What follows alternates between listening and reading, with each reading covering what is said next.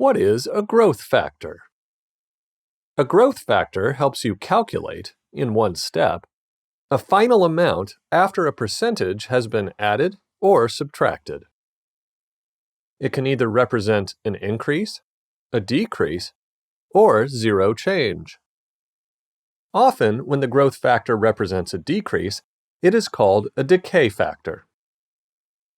This concept will be described in a later video. Using a growth factor is incredibly useful when you need to calculate a percentage increase or decrease, and it saves you a lot of time. Growth factor, often abbreviated GF, is given by this formula. Growth factor equals 1 plus or minus R. The plus-minus sign tells you that you can use either a plus version of the formula or a minus version of the formula. You use the plus sign when there is an increase, and the minus sign when there is a decrease. The variable R is a decimal representation of the percentage that is being added or subtracted. You find R by dividing the percentage P by 100. R is called the rate of growth. Let's take a deeper look. It's convenient to think about the growth factor like this. The growth factor tells you how much of the initial amount you are left with after the amount increases or decreases. Let's look at an example, first solving it without using a growth factor, and afterwards using a calculation with a growth factor. Say a store sells a pair of sneakers with an initial price of $200, and that price is set to increase in the new year by 15%. You want to find the price of the sneakers after the new year. Your old method would look like this. First, you find the increase. 200 times 15 divided by 100. 200 is 2 times 100. So you can cancel out 100 in the numerator and denominator, leaving 2 times 15, which is 30. So the price will increase by 30. Then you find the new price by adding together the initial price of 200 and the increase of 30 to get 230. The price of the sneakers will be 230 in the new year. Now, let's see how you can do it all in one step by creating a growth factor expression.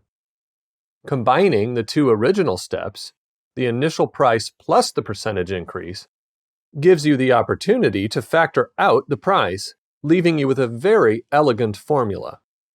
Let's see how.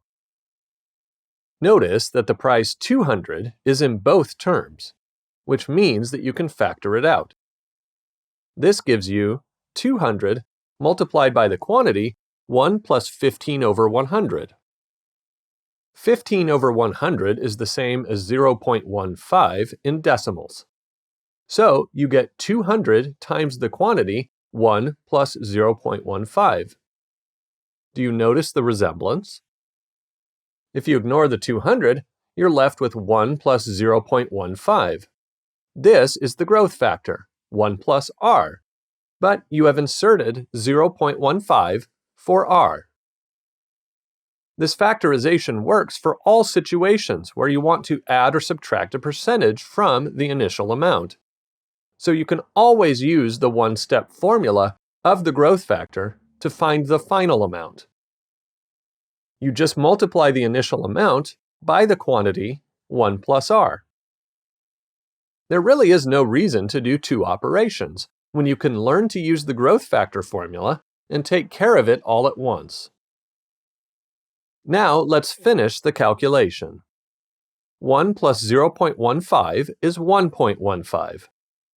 The initial amount 200 times the growth factor 1.15 gives the final amount 230. The price of the sneakers will be 230 in the new year. Now let's recap how growth factors work. Using the first method without a growth factor, you first find the percentage increase, then add that increase to the initial amount. But in the growth factor formula, the two steps are collected into one. The first term, 1, is a percentage representation of the initial amount from the first calculation. 1 equals 100% after all. And the variable r represents the percentage increase that is being added from the second calculation. The fantastic property of growth factors is that they really do combine these two calculations into one. This saves you a lot of time and energy. Plus, it's pretty simple. A growth factor helps you calculate, in one step, a final amount after a percentage has been added or subtracted.